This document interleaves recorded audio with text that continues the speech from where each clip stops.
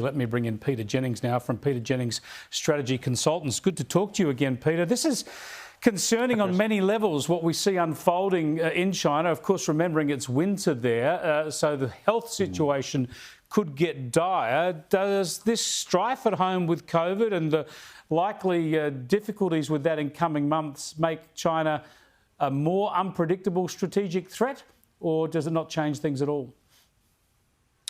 Well, it certainly makes life unpredictable for Xi Jinping and for the Communist Party. I think Xi probably expected that he was going to have a better start to 2023 than this, Chris, coming out of the 20th Party Congress with a third term and with all his underlings in positions of authority.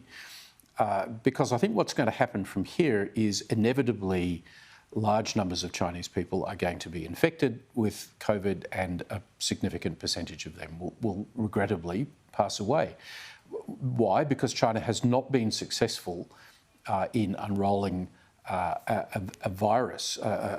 antiviral strategy across the country, because they've concentrated on lockdowns.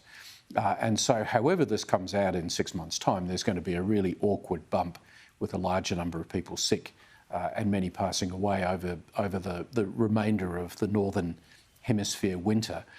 And Xi Jinping is going to cop blame for that, because for several years now, when the Chinese get annoyed about COVID management, they're not just blaming local doctors and local Communist Party officials, they're going straight to the top and blaming Xi Jinping.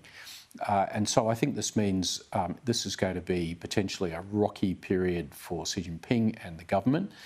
And we know that often when that happens, what they do is they turn to sort of nationalist causes overseas as a way to try and rally the Chinese people. So that's what I think the beginning of the year offers. Yeah, that's the worry. And so we already know we need to bolster our own defence capability to prepare and dissuade any aggression from China. I've been reading some of what you've had to say recently, and a couple of interesting points I'd like you to just expand on. One, of course, is how Australia can boost its military deterrence, our hardware, both our own and the positioning of American hardware to our north.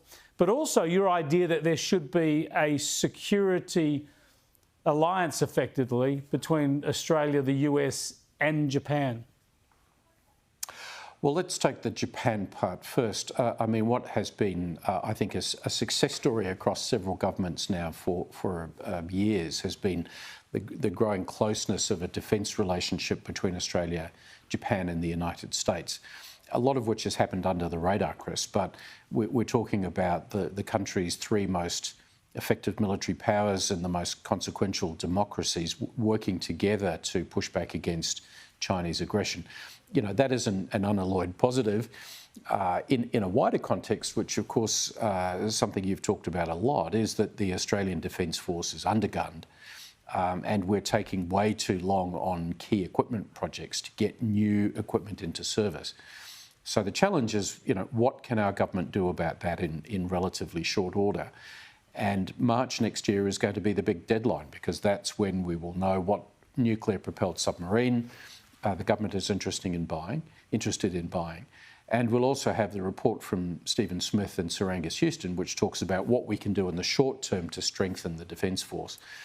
The truth is, options are limited when you're talking about 1 to 2 to 3 years, but that's the challenge. Is to make the Defence Force stronger in order to present a deterrent to Chinese adventurism, which I think is what every consequential country in the Indo-Pacific is going to have to do over the next few years if we're to avoid a serious conflict. Yeah, another big challenge for us to make some progress on next year. Peter, thank you for joining us tonight and throughout the year. I appreciate it and hope you have a great Christmas and New Year. Thanks, Chris. Same to you, and see you next year.